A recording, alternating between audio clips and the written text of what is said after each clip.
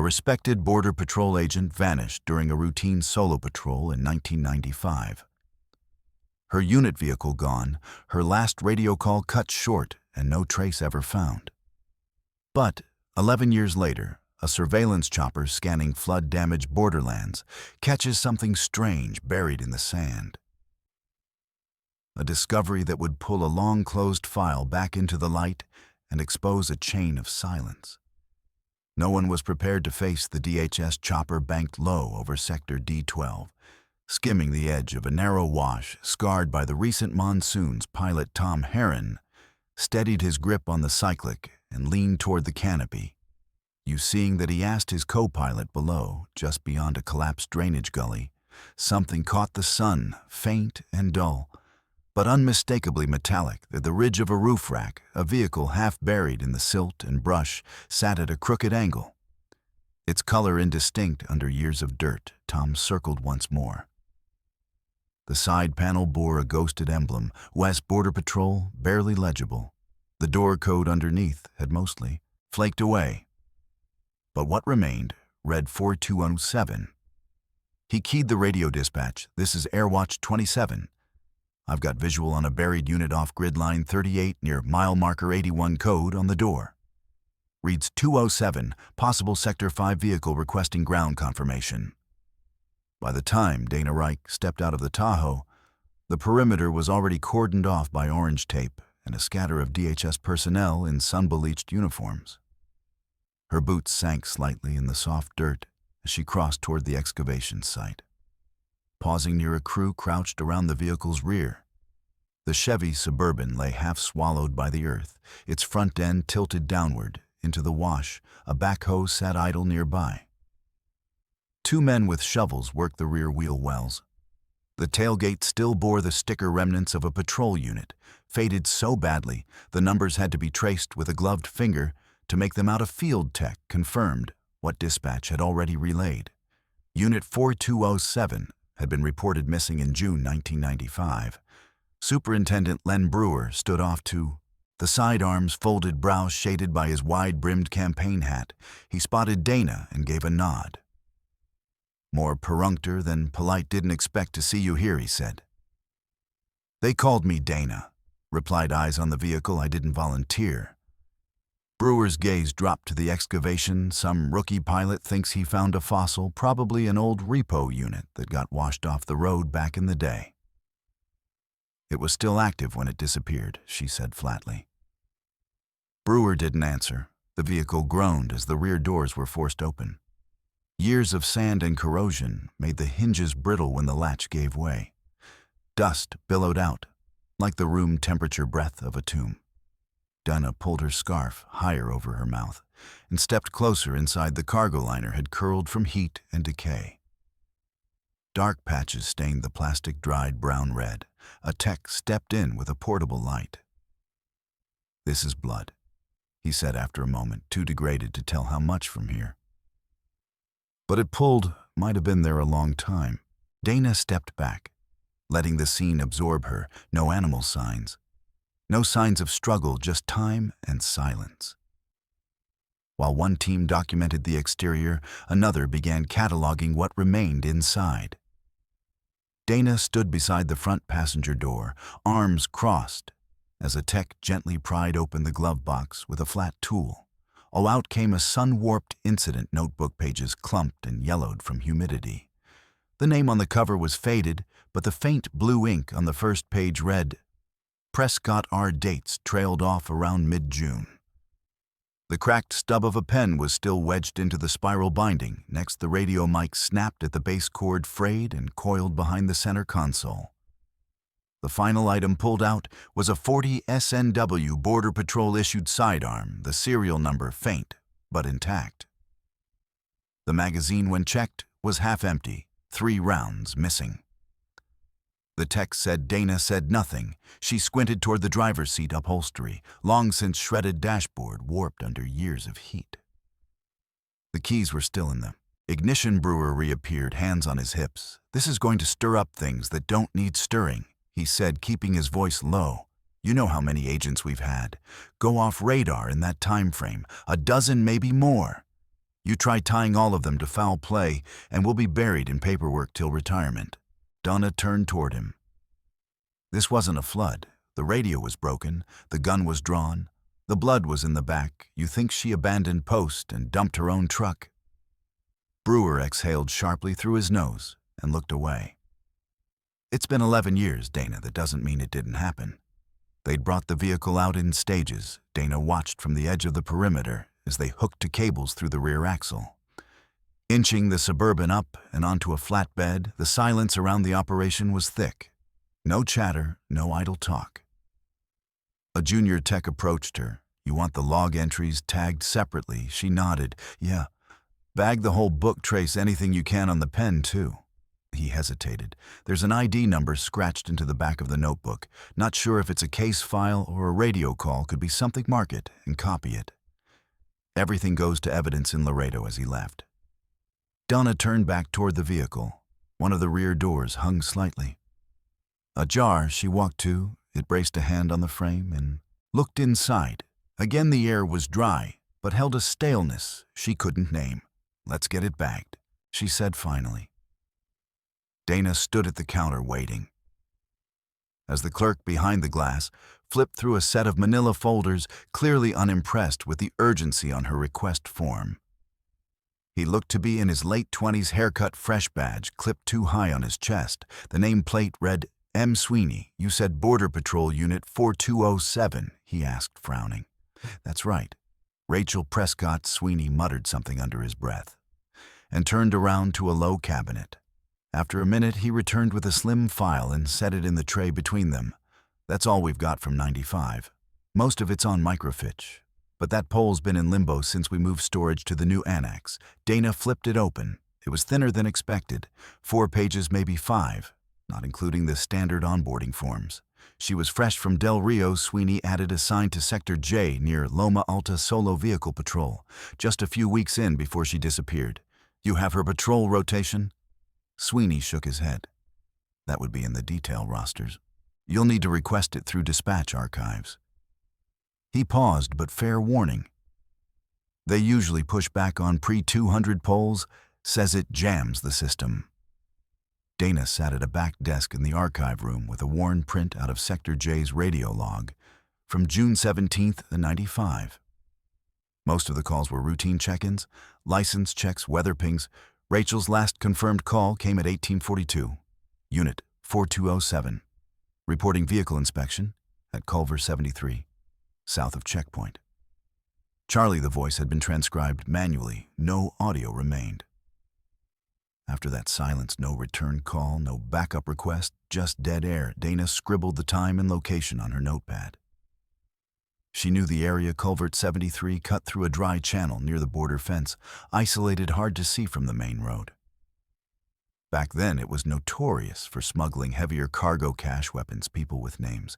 Even now, only experienced agents patrolled it, and never alone. She flipped back to the vehicle roster. That day's road had her heading east, standard sweep, but the log showed her veering Tetcaus, MEI south around 1720. No explanation. Donna found Westbrook at a used tire shop. He ran out of a side lot in Roma. He was hunched over a wheel balancer, hands stained with grease and age. When she introduced herself and explained the case, he wiped his palms on a towel and leaned against the counter. "I remember Prescott," and he said, "Young, quiet, didn't drink, didn't gossip. Got assigned out of sequence, but that happened a lot back then. Her route changed the day she disappeared." "You remember why?" "No idea." Westbrook replied, "Assignments were manual." Sanders handled that week's dispatch. Calvin Sanders. Westbrook nodded. "Yeah, transferred out a few years later." Quiet guy, kept to himself. Dana pulled out a copy of the presumed resignation letter Rachel's family had received. "You signed this, Westbrook." Squinted. "Doesn't look like my pen." "Probably drafted by admin and pushed through. We didn't exactly make a show of missing persons back then." "What do you remember about the search? There wasn't one." He said flatly, "Not a proper one, anyway." They classified her as AWOL within 48 hours, claimed she probably crossed over or ran to where he shrugged. No one asked. Back at the station, Dana pulled the paper shift logs for that week. The forms were photocopies lined in faded blue ink. The one from June 17th showed Rachel clocked in at 14:00 hours dispatch. Noted her as patrolling sector J grid reference 449 through 453. The log was signed off at the bottom. Supervisor C. Sanders. Dana made a mark beside his name. She kept reading. Prescott had logged a single infield stop at 1635, routine tire check, on a 94 Ford pickup. The plate number had been transcribed, but no citation issued, and the final entry, 18-42, Culvert 73. After that, the page went blank. She traced the sign-off signature, same hand on all pages that week, Sanders again. The dispatch archive room was a windowless bunker 2 floors down, hair thick with the smell of disused electronics and binder dust. A junior analyst named Terry Holcomb keyed in her badge and led. Donna passed rows of outdated Realtor units stacked like museum pieces. "We've got most of the 90s backed up on reel," she said. But the summer of 95 had issues. Equipment failure. What kind of failure? Holcomb tapped a metal case labeled Q3195. This quarter's tapes were marked unreadable. Heat damage. Compressor went out, and no one caught it until it fried a shelf of recordings. All of them mostly Sector J and K, the rest were salvageable. Rachel Prescott was in. J. Holcomb gave a sympathetic look. "Yeah, I saw that on the pull request. Nothing came up." Dana stared at the cabinet for a long moment, then nodded. "Can I get the serial numbers of the compromised reels?" Holcomb opened a logbook and jotted down a sequence of alphanumeric tags. "Here you go." Back outside, Dana sat in her rental window, cracked just enough to let the heat bleed out. She laid the papers across the passenger seat. Rachel's file, the log sheets, her final radio call, a missing tape, a rerouted patrol, a solo assignment near a known smuggling corridor. No search, a resignation letter sent to the family. None of it held together.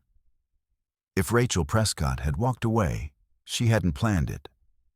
And someone had made sure no one came looking.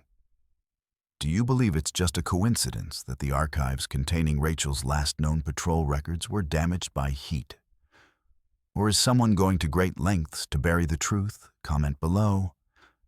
Can Dana uncover the full truth and bring justice to a fellow agent lost in the line of duty? Or will the evil win again? Tap that like button and stay with us, because what happens next changes everything. Also, let us know where you're tuning in from today. Dana stood at the administrative desk in the Laredo field office, signing the authorization form with a controlled hand. The case number had been dormant since 1995. She marked the final checkbox, reclassified suspicious circumstances once filed. It would trigger notifications to internal records, oversight, and chain of command. Whether they wanted them or not, she dropped the form in the tray and stepped into Brewer's office without knocking. He was on the phone mid-sentence, but paused when he saw her. "I'll call you back," he muttered and hung up. "It's reopened," she said. Brewer leaned back in his chair. "Mean what? Rachel Prescott's disappearance is now classified under suspicious circumstances. The report goes up tonight." Brewer tapped a capped pen on the desk, eyes fixed on hers. "You better know what you're kicking up." "I do," she said. "That's why I'm doing it." He didn't respond, and the silence hung too long to be neutral. Donna was combing through the secondary witness folder when she spotted it. A single handwritten statement misfiled behind a report on tire thefts from '96. The page was curled at the edges, written in tight block letters. "Saw Border Patrol SUV slow roll west, fence 830. Maybe looked like Prescott's rig, another SUV behind it. Black no plate sat there a while, not BP, waited for the first one to pass. Then followed signed H. Galvin Ranch, 43. She checked the official interview log. The public report listed 0 credible civilian sightings, no mention of Hector Galvin at all. Hector Galvin lived alone now, out past the old Santa Vega line, his ranch house. Sat back from the road, weathered but orderly. He answered the door, wearing a sweat-darkened hat and a flannel shirt, buttoned to the top. You're the first law to come out here about that in what a decade. He said once she introduced herself, I'm not here for the ranch, I'm here for what you saw. He invited her onto the porch, poured lukewarm water from a jug, and they sat without ceremony. I said what I saw back then, they told me it didn't fit. He wiped his mouth with a handkerchief, but I remember, tell me again, I was checking fence line west of mile marker 41. It was just turning dark, saw one of your trucks, green Suburban, like they all were back then, roll by slow. I recognize the light bar border patrol, don't drive slow for nothing out here. And the other vehicle blacked out, Tahoe or Suburban, no plate-tinted windows, parked behind my irrigation trailer for 20 minutes, at least didn't move, until the BP rig passed by headed south, and then it pulled out and followed. He looked at her. Didn't feel right. Did you report it to the field office? Told a supervisor. I forget his name. Never heard back. Was it? Calvin Sanders. That's it, it's quiet guy. Dana closed her notebook. Thank you, Mr. Galvan. She returned to the evidence catalog later that evening, requesting access to Rachel's weapon file, the chain of custody. Ledger listed it as logged June 20th, 1995, under temporary retention. It was marked with a basic inventory tag and a placeholder serial field pending no follow-up. No confirmation of match, no notation that the weapon had ever been test-fired or cataloged for ballistics, just a final line. In red ink, destroyed standard clearance. 1999, Dana checked the destruction log. The box number listed was missing from the archive, manifest in a basement storage drawer, sandwiched between backlog travel reimbursements and weather dispatch forms from 1996. Dana found it an unsigned internal complaint sheet, faded and misaligned, in a copier dated June 4th, 1995, 2 weeks before Rachel vanished. The complaint described a suspected unlawful detainment off route near a defunct water tower 3 east of the assigned patrol zone. The writer stated they'd witnessed a group of individuals being held without formal processing. No record, no transport call. No backup logged. The details were sparse but specific: time of day, approximate number of detainees, a physical description of one of the unmarked vehicles on scene. It ended with a single sentence. We'll follow up in person if not addressed. Dana checked the name field blank, but the handwriting matched the notes in Rachel's incident book, now drying in a field lab across town. The DHS operations wing was mostly empty by the time she made it up there.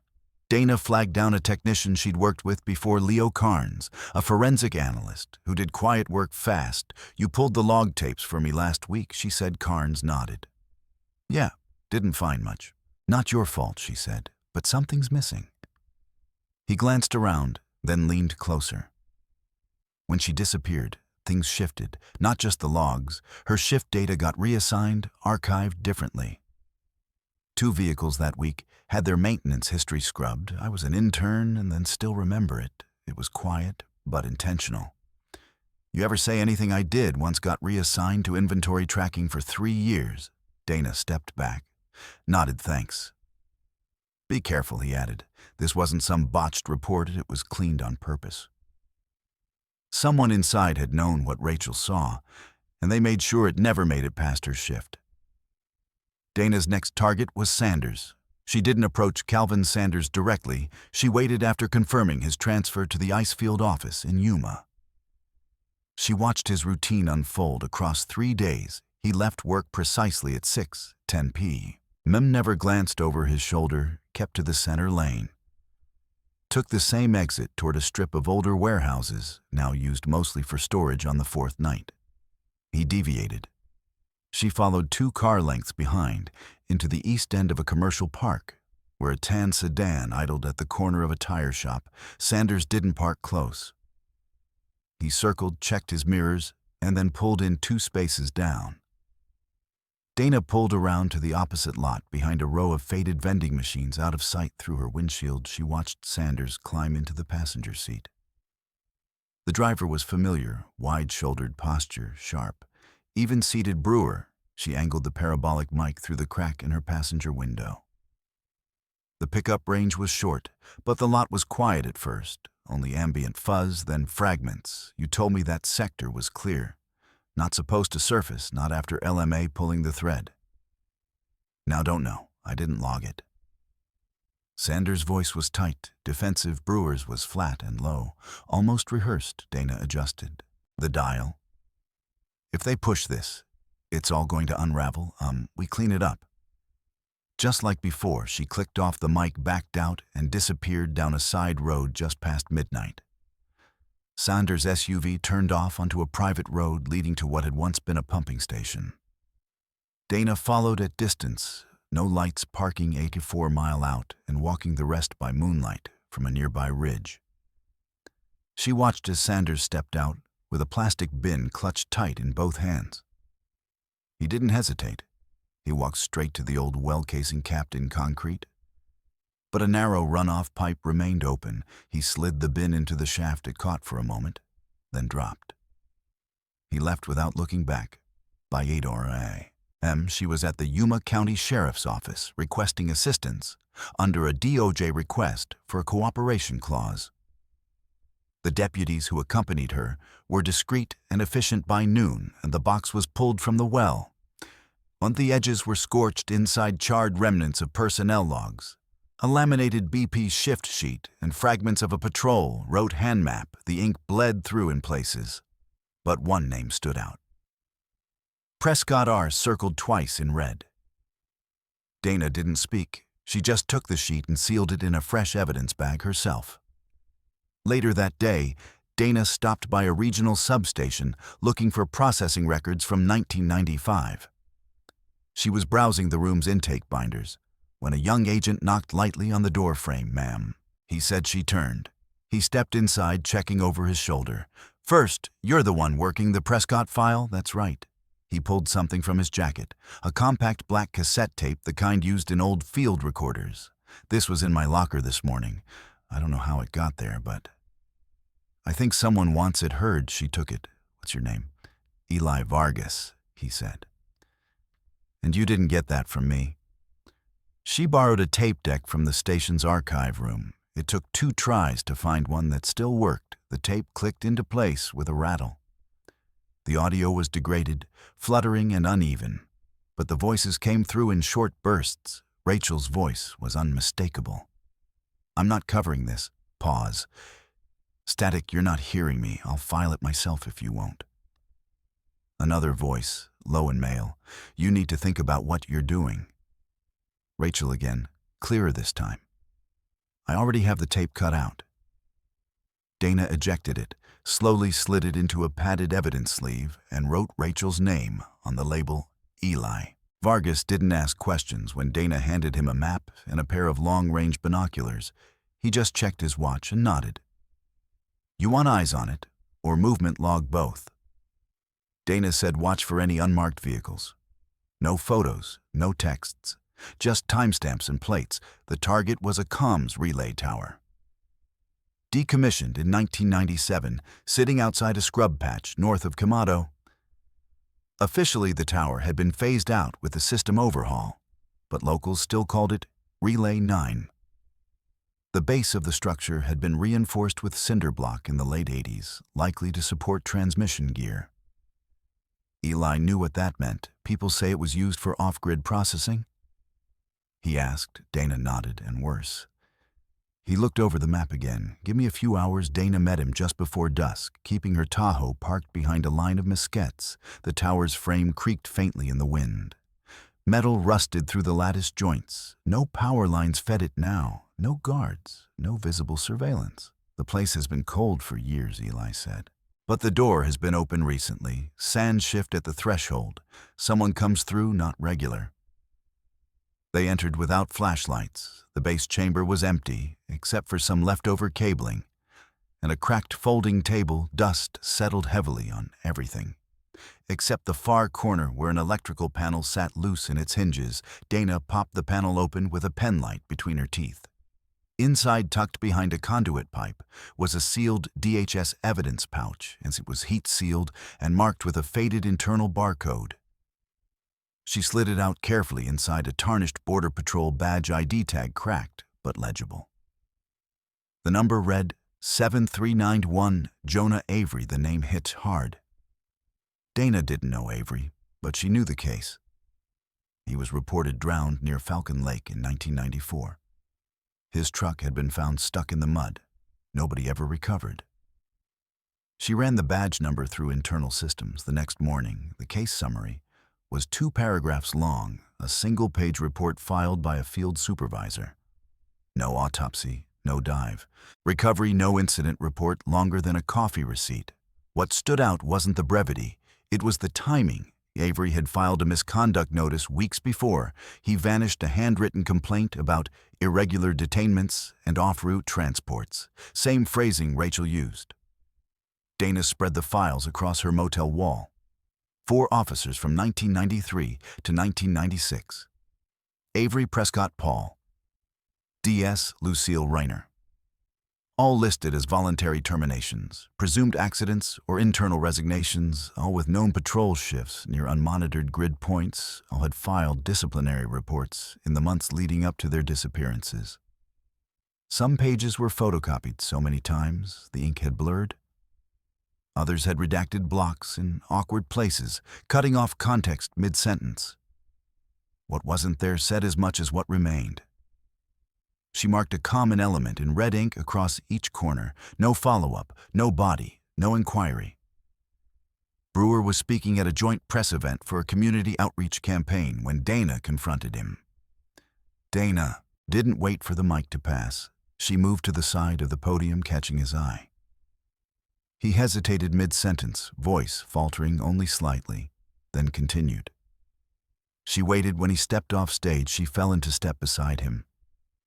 "How many more did you bury?" she asked quietly. Brewer didn't blink. "Excuse me, you know who Jonah Avery was? You know what happened at Relay 9? He stopped walking. I don't know what you're talking about." Prescott, D.S. Reiner, their names are still on inactive payrolls with no retirement, no death certificates, no processing, just silence. Brewer's face didn't shift, but his voice did. Lower, flatter. "Be careful before you make serious accusations." She met his stare. "They're not accusations, they're connections." Then she walked away, leaving him watching her go, surrounded by applause. He no longer seemed to hear that night. Dana composed an encrypted message with a copy of the badge photo. On the burned roster and notes on the Relay 9 discovery, she sent it to a former DOJ colleague who'd worked internal affairs in ICE before transferring out. It wasn't formal yet, just a whisper through the right channel. By morning, she had a callback request and a vague confirmation. "Your package landed with interest. Quiet interest. Don't lose that badge." That was enough to keep moving. The message came through her burner at 3:17 p.m. The voice was male, hushed, and had a faint Chihuahua accent. "You're looking for the one who vanished near Loma. Who is this? You don't need the name. Listen. Dana waited a coyote who used to run with Mando. Zaya said a woman agent chased a transport by mistake in '95, one of theirs, Rachel. He said she followed a decoy route north of Sector K. They called it Low Negro. But it wasn't the cartel that got her." "What do you mean? Someone else was waiting. Cartel left her alone." "Said she was too close to someone's pace." Bravado. Dana's pen stilled whose, but the line disconnected. Dana was reviewing topographic overlays of the Relay Tower grid. When the motel phone rang, she answered Riddick. A man's voice came through, growly and low. "You're the one asking about the Relay site, that's right. Who's this? I used to work maintenance contracted in '95 for tower cooling units before they shut it down." There was a pause. "Then I was told to backfill a pit by the base. South-facing side, didn't ask what was in it. Who told you? Didn't leave a name, left. Cash said it was a drainage hazard. Why now?" I kept quiet because I thought it was cartel, but what you're digging up? I don't think it was them." Dana sat forward where exactly the slope east of the outer wall, 3F down under a runoff grate. "It's probably shifted by now." The line disconnected. Dana called in a favor from Hud Wallace, a county forensic tech she trusted. Hud had worked burn pit excavations back in '98 and knew how to move without raising noise. They arrived at the site before sunrise. The truck was marked Site Survey Structural Risk Assessment with a magnetic logo. Dana peeled off the side. As soon as they parked, HUD opened the rear. Hatch handed her a folding spade. "What are we looking for?" Canvas sealed, buried shallow, mid-90s. They started at the slope near the base of the tower, and the sand was tight-packed, but visibly different, coarser with an uneven texture where water had once pulled at 32. In Dana struck something dense. She set the shovel down and dropped to her knees, brushing back the layers by hand canvas. She glanced at who had marked this camera out. They worked methodically, exposing the outline of a large duffel bag, zippered, sunbleached but intact. Dana reached into the side seam and pulled it open. The air inside was stale dry and sour inside, wrapped in a deteriorated military poncho were human remains, partially mummified limbs folded awkwardly to fit the space duct tape. Bindings still clung to the wrist bones. Dana stepped back, steadying her breath. HUD now gloved, peeled back a layer near the torso. Nestled in the rib cage was a shattered badge, partially fused from heat. Dana didn't need to read it. She already knew who it belonged to. Rachel. They bagged the remains carefully, layer by layer, preserving anything not yet eroded by time. When HUD rolled back the poncho collar, something small tumbled out, a silver wristwatch, cracked hands, stopped at 1916. The county lab was cold and sterile. Coroner Alicia Frey reviewed the scan results as she spoke, voice matter of fact, but not indifferent, female height and dental consistent with Prescott taphonomic decay. Lines up with a mid-June exposure window. Dana stood behind the glass arms, crossed, unmoving. Cause of death. She asked. Frey clicked to a cross-section of the thoracic vertebrae, gunshot wound to the spine entry, from upper back downward trajectory. No exit, execution style, close range, less than 3 ft. No stippling but consistent angle and residue pattern. Dana nodded once Frey added, "We found a partial round lodged in L2. It's degraded, but the alloy and groove spacing match. 40 SNW Border Patrol issue from the period. Anything to ID the weapon, no serials, too damaged. But I can tell you what, it's not cartel. Their ammo from that era was 9mm surplus. No plating. This is internal issue weapon." Dana said aloud. Not to Frey, but to the silence between them. She held the watch again in her hand. Back at the motel, the band was worn leather. The casing was cracked from impact, but the second hand still hovered over 4/1916. Dana opened Rachel's old radio log again. The last confirmed radio ping, 1842. No further contact after that dispatch. Timestamp ended at 18:59, 17 minutes. That's all she had between her last location and her death at midnight. Dana composed the memo in a secured session. She attached autopsy findings, ballistic comparisons, time-stamped excavation photos, and the recovered badge N. She encrypted it with DOJ grade compression and addressed it to the same contact who had greenlit her last drop. 5 days later, a response came through a private call channel. "This is R. J. Manning. You sent the Prescott file, that's right. Task force approved. Quiet scope. Oversight. Only how quiet? No press, no local cooperation. Yet first stage is intel sweep and Brewer." A pause. "His name just landed on the red list." Dana stared at the ceiling of the motel room. Her voice didn't shift. "Then I'll keep digging." It wasn't hard to find him now. Dana waited until just after sundown, parked along the back lot of the Naalas field office, where Sanders had recently been transferred, no longer cleared for fieldwork. No badge on his chest, just a weather. Faded polo and DHS ID clipped to a belt loop when he stepped out, a carry-out bag hanging from one hand. Dana moved fast. She met him at the bumper of his car. "We need to talk," he blinked. "I'm not supposed to."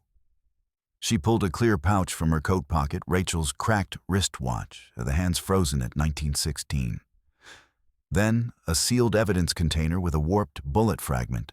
Then a copy of a log book page bearing his initials. "You were the last to sign her in," Dana said. "And you're going to be the first to help me to pull this thing wide open." His lips parted, but no sound came out. She saw the panic spark behind his eyes. He didn't run. That was enough. They used a side office in the Santa Cruz County Sheriff's Station. No mirrors, no cameras, just a recorder, a man unraveling, and a woman who knew how to listen. Sanders sat across from Dana, sweat bleeding through his collar. "I'm not wired," she said. "You speak freely. You help me get the truth in writing, and maybe you walk out of this with your life intact." He nodded faintly. "Tell me about the tower." His first words barely came out. She wasn't scheduled for that patrol who rerouted her brewer. He said eyes down, told dispatch she was reassigned. Only a few people knew. Dana didn't blink. Why that sector? Because of what we were doing out there. That tower was used for unsanctioned processing off the books. No chain of custody migrants came in through a known corridor, were separated before entering into the system. Who was involved? Some wore our uniforms. Some were cartel. He drank again, spilling a few drops onto the table. She called me. He said after dark, said she heard voices inside the tower movement. She hadn't filed a report yet, wanted me to come take a look before she escalated it. "What did she find, Cells?" he whispered, "built right into the concrete foundation, just 1 or 2 people inside. Kids, mostly no tags, no files. She said they'd been there for days." Dana kept her voice steady. "She planned to report it. She said if I wouldn't, she would. And Brewer, he showed up 20 minutes later, told me to. Clear out. Said she didn't know what she was walking into." Sanders' hands clenched together. She was pacing outside. Her weapon was holstered, but her jaw was locked. Brewer kept telling her it was an authorized operation. That if she filed anything, the fallout would take her family down too. He paused. She said no. Turned around to get in her truck. "What happened?" "I left," he said. "Hollow Brewer stayed behind. I waited by the ridge. Minutes later, I heard a gunshot. She didn't check in the next day. No report, no emergency flag. Brewer filed an absence as unauthorized. Leave, said she quit. And you, I got a call from a secure line.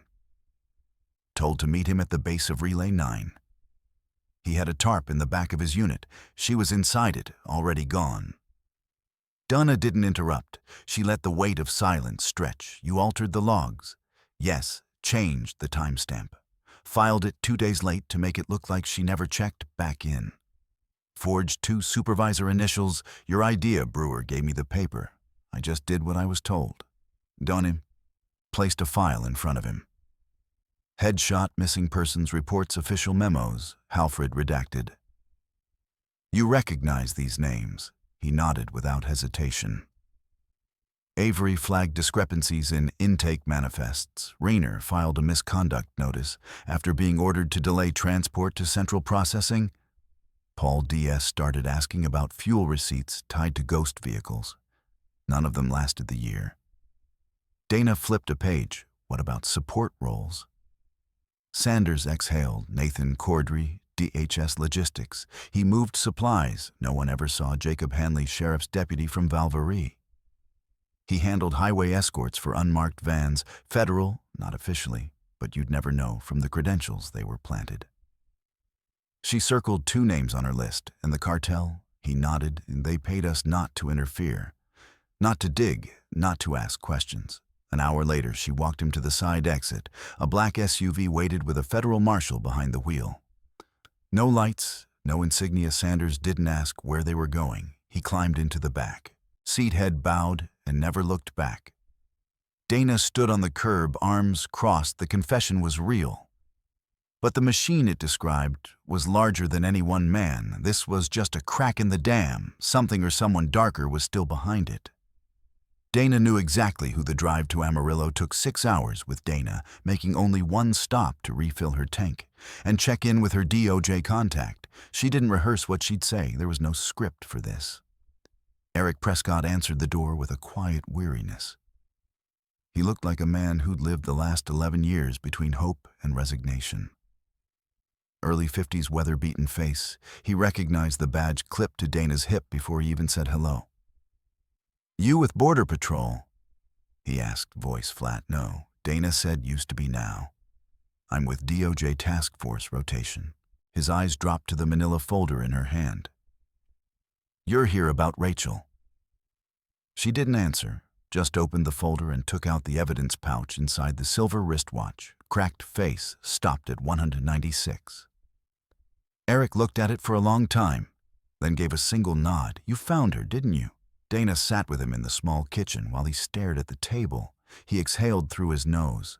They said she ran, that she abandoned her post. My father believed it didn't even go to the memorial the station held, said she'd embarrassed us. Dana waited, but she didn't run, did she? His voice cracked. She tried to do right. She did. He nodded again, this time slower. The tears came in silence, not from rage, but release. Dana stayed seated across from him, saying nothing. Watching a weight years in the making finally slide off someone else's shoulders, I knew it. He said quietly. Even back then, she would have said goodbye. Back in El Paso, Dana received a padded envelope with no return address. The postmark traced back to Love, inside 5 grainy time-stamped photographs from 1995. No note she recognized Rachel in one of them. Wearing her duty uniform standing near the base of the old comms tower, her expression was unreadable. Beside her stood 3 men faces angled away from the camera. 2 wore tactical pants, no patches. One had a border patrol windbreaker, but the insignia was off. Dana noticed it immediately. The wrong font, wrong positioning, like it was made for appearances, not legitimacy. She ran facial recognition through internal archives. Nothing, no names, no hits. But he told her all she needed. Rachel wasn't alone. She was being watched long before she vanished, and it started with a smell acrid and creeping. Dana had just slid into her cruiser after a late call with her DOJ liaison. When the smoke started rising through the vents, she threw open the door, dropped to the asphalt, and watched the front end burst into flame. The fire crew arrived 7 minutes later, and they didn't need long to figure out it wasn't electrical. An accelerant had been poured beneath the steering column, likely through the air intake grill ignition. Timed or remote-triggered arson. Back at the station, the response was subdued. "You're making enemies," said the acting captain, a man named Milt Connors. "Big ones. We've had feds come through before. But nobody's ever pulled threads like you." She didn't reply. She just signed the incident report and requested a replacement vehicle. Dana drove to the outskirts of Sierra Blanca and parked near the truckway station cell. Reception was patchy, but her DOJ contact picked up on the second ring. She didn't ease into it, and they burned my unit. "I'm compromised," understood the voice on the other end. Said, "We've been expecting pushback. I need authorization for tactical support. Brewer's people aren't covering their tracks anymore." A pause. "Then you'll get 1 team, 4 agents, 2 vehicles. No press, no paper trail. You get 1 chance to make this stick. That's all I need." The call ended without pleasantries. She stared out at the desert for a long time, then picked up the motel landline and dialed another number. Sanders, yeah. His voice was groggy, like he hadn't slept in days. "You told me they met off-grid sometimes. You remember where there was a pause on the other end? Not hesitation calculation, staging shack, old border utility outpost, mile marker 218. Ian just passed Red Cut Wash. It's been abandoned since '96. But Brewer always liked using places with dirt floors easier to clean." "You sure?" "I'm sure." Dana jotted the coordinates and stared at them for a long beat. There was no walking this back, and the old staging shack at mile marker 218 hadn't seen traffic in years. Once used to stock bottled water and first aid kits for patrol units. Now it was a rusting shell surrounded by sand, mesquite, and memory. No cell reception, no cameras, no lights for miles, perfect for people who didn't want to be seen. Dana arrived first with Deputy U.S. Marshal Rob Tieran, lean mid-40s, minimal words, but solid. They were joined by 2 tactical agents from the DOJ team, Agent Wolf and Agent Monroe. They kept the perimeter wide, running silent comms through analog earpieces, not trusting digital lines. Everyone had studied the approach routes. There'd be no second chances inside her SUV. Dana clutched the burner phone Sanders had used to bait Brewer into the meet, and the message was simple. "Old papers need moving before the audit. Usual place, no delays." Brewer confirmed within 20 minutes. 1 hour later, his reply pinged the relay 218. "It is 1 extra joining. Keep it clean." She looked at the time. 21:44 8:10. Tieran muttered beside her. He checked his sidearm, then nodded toward the field scope mounted on a tripod. Lights west end, they all went quiet at 21:54. A dust-covered SUV pulled up just shy of the shack shadow line. A late-model Chevy Tahoe outstepped. Superintendent Len Brewer, tan slacks, black windbreaker ball cap pulled low. He walked slowly, scanning the perimeter before heading toward the shack. 2 minutes later, a second vehicle rolled up. This one, older, unmarked, desert-worn tags. Covered in dust, a man stepped out. Wearing jeans and a lightweight jacket, he carried a military-style duffel over one shoulder. Dana zoomed the scope. The man was mid-50s, stocky with close-cut hair, no identifying patches, no badge. "Unidentified males or couriers," she said into the mic, proceeding to meeting. The two met near the shack's edge, voices low. Monroe, posted behind a ridge with a directional mic, whispered, "Getting fragments audits, not clean. Move what's left? Shred list before rotation, then did you burn the cruiser?" Brewer's voice clear. "I did what had to be done," and the other man replied, and there was a pause. "Call it," Dana said. Tieran moved first. Flanking wide, he raised his service weapon. West Marshals don't move. From the other side, Wolf and Monroe swept in, rifles drawn, angles locked. Dana emerged from her SUV and approached fast. Brewer froze.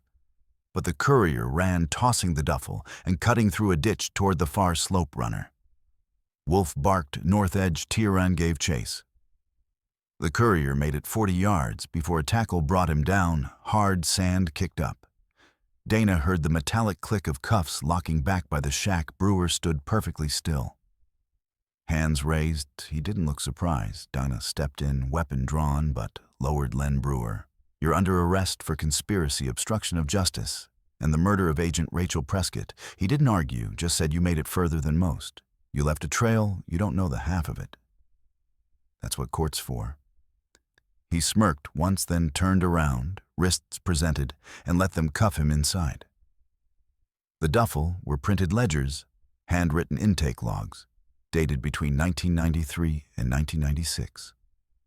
One listed names, most had no assigned case numbers. Besides, some were faint. Red X's, there were other items, a VHS tape labeled relay footage, 5 to 1195. A half-melted badge, 2 rolls of undeveloped film, and several slips of paper with cash drop amounts, dated and initialed. One of the initials matched Brewer's handwriting from old logs. It was enough to break open the full case. The DOJ moved fast, charges filed within 48 hours. Brewer was held without bail in a federal detention facility in Laredo. His attorneys filed for delay, citing health concerns. Denied. Sanders was moved to a safe facility and entered into a sealed plea deal. His testimony led to 2 more arrests. One former DHS contractor, one sheriff's deputy, both caught tampering with internal migration records from the mid-90s. At trial, Brewer maintained his innocence, claimed Rachel overreacted to operations meant to contain the situation in a dangerous era. But the jury didn't buy it, and the confession, physical evidence, and recovered remains made it airtight. He was found guilty on all counts: conspiracy to obstruct justice, falsification of government records, and second-degree murder of a federal officer, sentencing life without parole. Sanders got 30 years, eligible for parole. It was a Tuesday in February. The wind was light, sky clear, the ground dry and hard. The burial took place in a private plot north of Amarillo. Modest, shaded by mosques, no press, no color guard. Her brother Eric stood with one hand on the coffin. He didn't speak. He didn't cry. Dana remained off to the side. She stayed through the burial, through the final prayer, through the silent dispersal that followed. When Eric turned to go, he stopped at her shoulder. "You did right by her," he said. Dana gave a single nod. She deserved justice. Then she watched him walk back to his truck and drive away.